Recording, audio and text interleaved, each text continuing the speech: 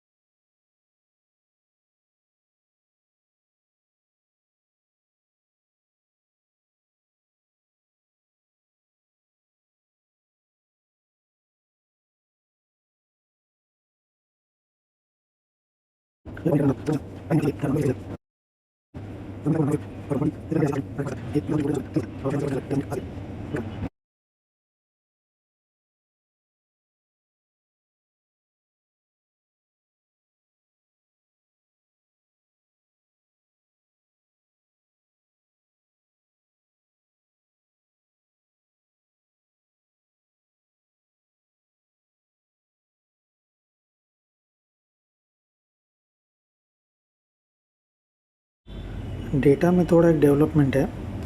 ये जो आप देख सकते हो ना 25,000 का 300 का जो पुट है ना, इसमें 3 करोड़ के आसपास ओआई बैठा है, और जो पीछे है 25,200, इसमें 2 करोड़ है। तो एटीएम प्राइस पे है ना ओपन इंटरेस्ट ज़्यादा है कंपेयर टू ओटीएम में। तो ऐसा कब होता है पता है? जब मोस्टली है ना जो एटीएम के आसपास बायर्स होते हैं ना, वो क्या करते हैं, हेज के साथ में ना एटीएम बाय करते हैं और ओटीएम सेल करते हैं। और कॉल साइड में क्या है ना कि ओटीएम में मैक्सिमम ओपन इंटरेस्ट है और एटीएम के करीब है ना लो इंटरेस्ट है। तो आई थिंक ना अप साइड का मोमेंटम थोड़ा रिस्की लग रहा है। हो सकता है कि हमको ना डाउन साइड का ही ट्रेड फाइंड आउट करना पड़े। हम लोगों ने 2 लेवल आइडेंटिफाई किए। 25,500 का जो पुट है वो वीवेब के ऊपर जब चलना कर चालू करे तो उसमें प्लान करेंगे। ये वाला जो लेवल जो 25,300 के अगर मार्केट नीचे आए ना तो फिर हम लोग पुट में जा सकते हैं, क्योंकि यहाँ पे पुट बायर्स है ना दिख रहे हैं।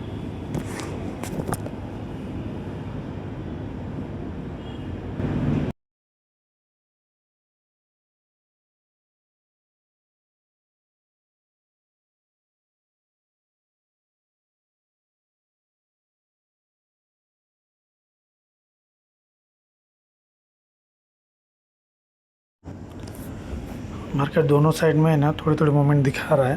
तो बेटर है कि हम लोग है ना ऐसे मार्केट में काम नहीं कर रहे और वेट कर रहे हैं। तो हर बार टारगेट हिट करना इम्पोर्टेंट नहीं होता है, कई बार ट्रेड ना लेना भी इम्पोर्टेंट होता है।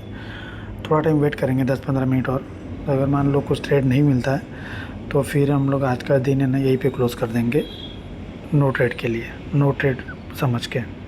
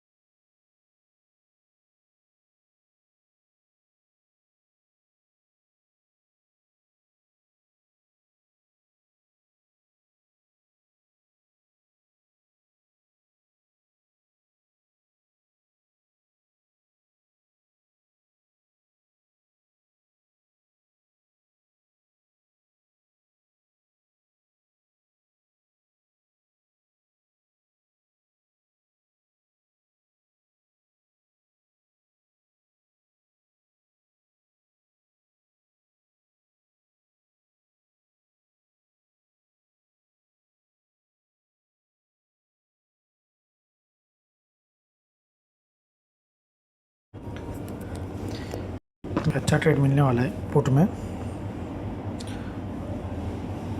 बट एक्चुअल में हमारे प्राइस के अकॉर्डिंग मूवमेंट करे तो हमारे लिए बेटर रहेगा।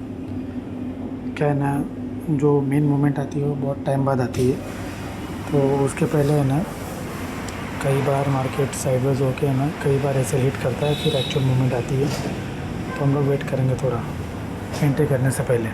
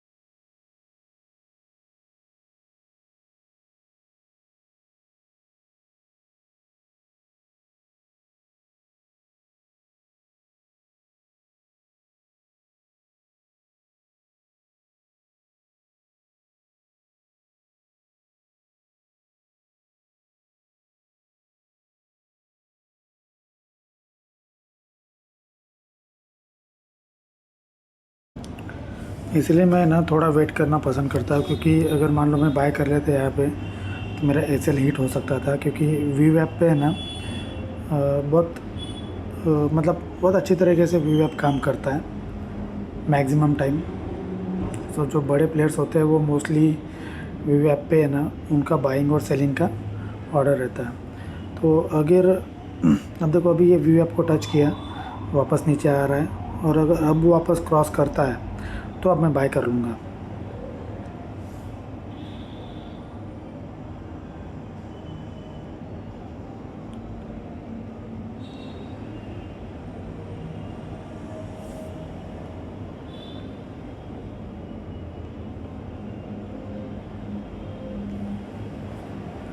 एटी सिक्स 87 के ऊपर है ना मैं बाय करूँगा। अगर ये क्रॉस करता है तो मुझे एसएल भी अच्छा मिलेगा और सेटअप है ना सही तरीके से यहाँ पे एक्टिवेट होगा।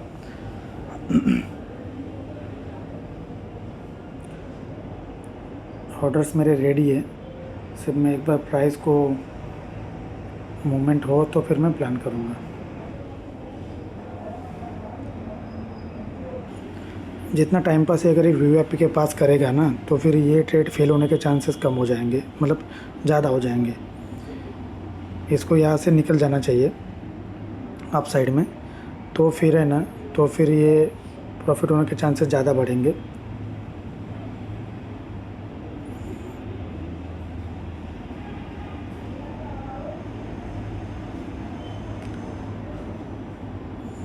टाइम लेगा तो फिर अपना एसएल जा सकता है।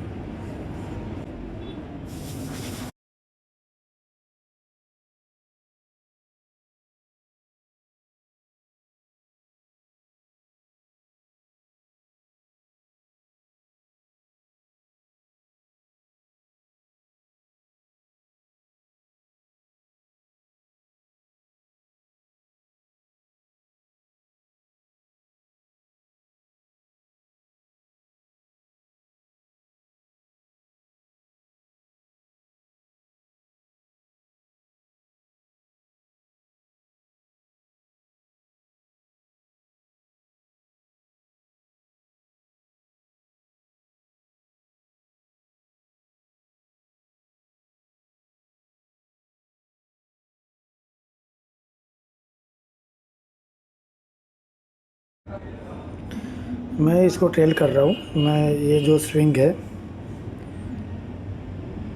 इसके नीचे मैंने लगा दिया है एसएल, मतलब यहाँ पे अगर जाएगा तो 6 पॉइंट का एसएल जाएगा।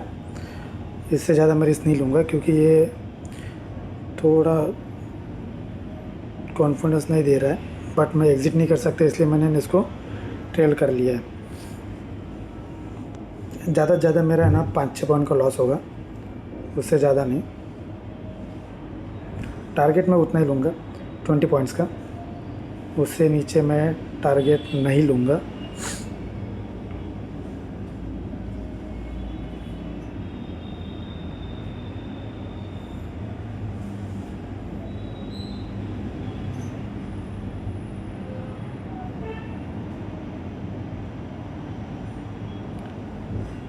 मूवमेंट तो कर रहा है मार्केट अपने अपने डायरेक्शन में। जब हमारे डायरेक्शन में मूवमेंट करता है ना तो फिर वेट करना चाहिए, तब डरना नहीं चाहिए। और मैंने अभी इसमें ना इसमें कोई मुझे तकलीफ़ नहीं है। मैंने 10 पॉइंट का एसएल लगा के रखा है, सॉरी ट्रेल करके रखा है, तो मेरा मैक्सिमम 6 पॉइंट का एसएल है। तो 6 पॉइंट का एसएल 400 450 का जाएगा, और मेरा टारगेट है ना वही एज़ यूजुअल 20 पॉइंट का रहेगा। 450 का मेरा एसएल रहेगा और टारगेट मेरा 1500 के करीब रहेगा, तो उतना मैं प्लान करूँगा। मूवमेंट तो बना रहा है मार्केट, कैंडल्स भी सही बना रहा है, सिर्फ प्राइस में ये फैक्टर इन होना चाहिए। प्राइस में जब फैक्टर इन होगा ना तो हमें बेनिफिट मिलेगा, क्योंकि ऑप्शन के प्राइस जब मूवमेंट होता है तभी प्राइस में फैक्टर इन होता है। अगर मार्केट ऐसे धीरे धीरे बड़ी बड़ी है ना 2-3 कैंडल बनना चाहिए, तब जाके हमको बेनिफिट होगा।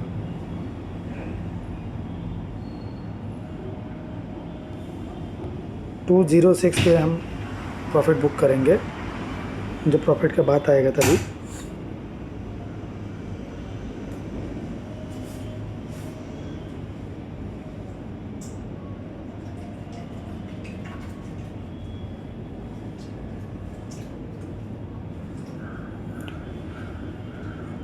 अभी तो स्लोली मार्केट नीचे गिर रहा है, प्राइस भी धीरे धीरे बढ़ रहा है, प्राइस एक्शन बहुत बढ़िया है।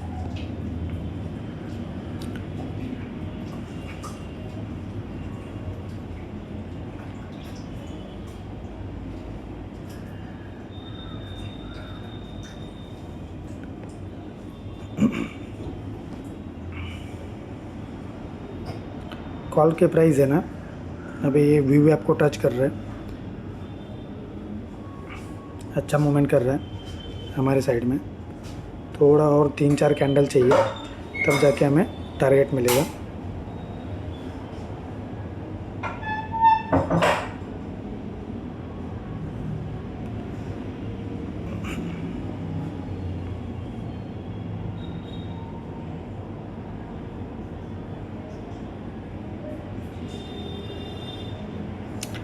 थोड़ा मूवमेंट करें तो हम लोग कॉस्ट पे मूवमेंट ऐसे लगा सकते हैं।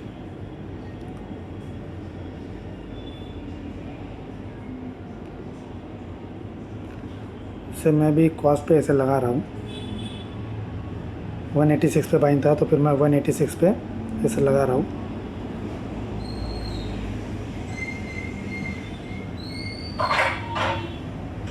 बहुत अच्छा मूवमेंट कर रहा है। थोड़ा है ना, थोड़ा हमें हमारे टारगेट के लिए वेट करना चाहिए। 206 पे टारगेट है हमारा।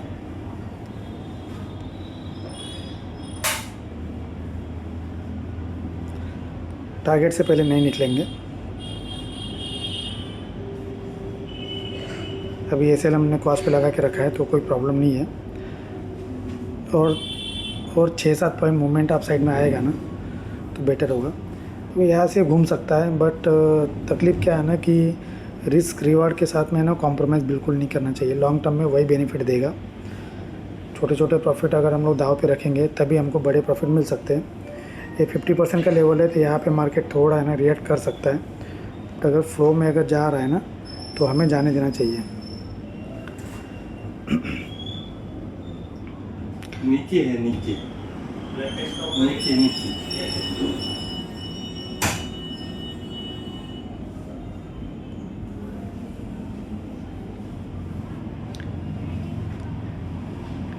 जब बड़ी कैंडल बनती है ना, उसके तुरंत बाद है ना फॉलोअप कैंडल बननी चाहिए, तब फिर मूवमेंट आती है। ऐसी इमीडिएटली रिकवर वाली कैंडल बनेगी ना, तो फिर तकलीफ़ हो सकता है। अगर अभी थोड़ा क्रॉस करता है ना अप साइड में 200 के ऊपर, तो फिर मैं ना 10 पॉइंट पे एसएल पे ट्रेल कर लूँगा।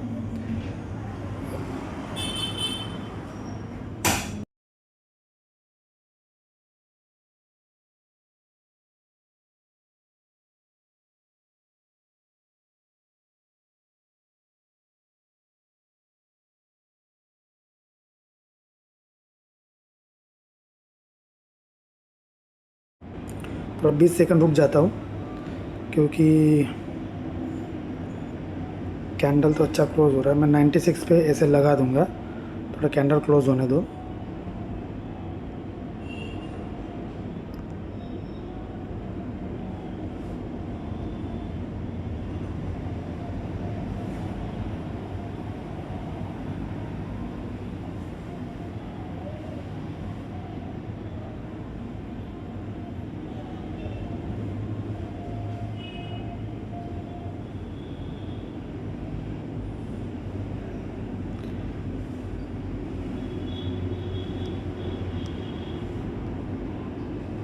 चलो, मैंने ना 96 पे ऐसे लगा दिया है।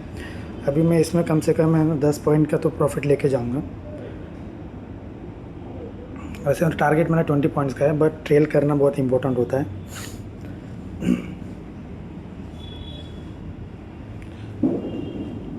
फर्स्ट पुल बैक था, तो मार्केट तो मूवमेंट करने के चांसेस थे।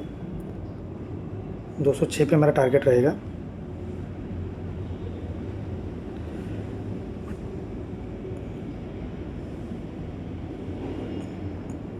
चलो, और 1-2 कैंडल चाहिए।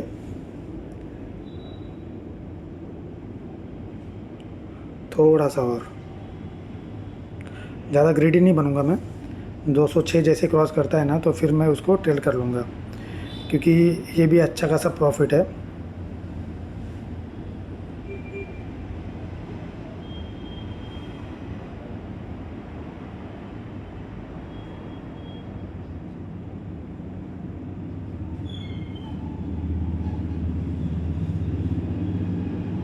200 पे मैंने ट्रेल कर लिया है।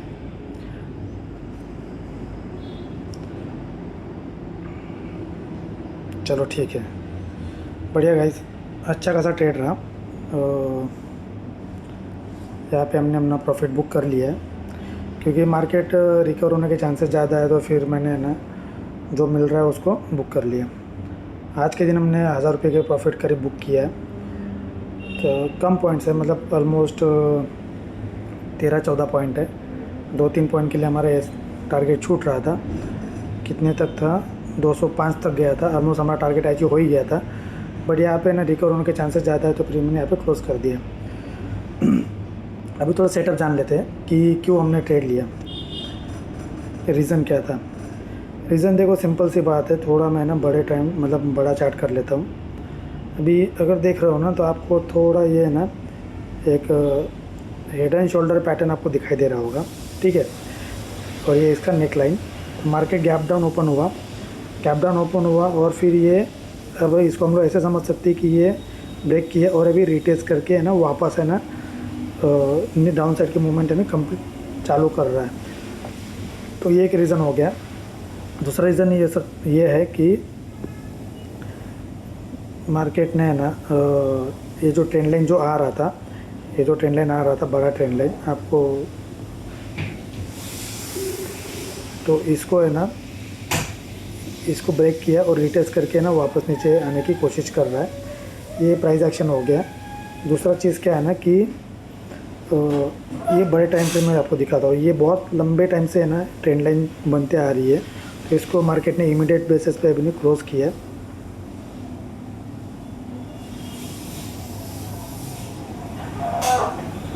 और दूसरी चीज़ में डाटा में है ना, डाटा में अच्छा खासा है ना,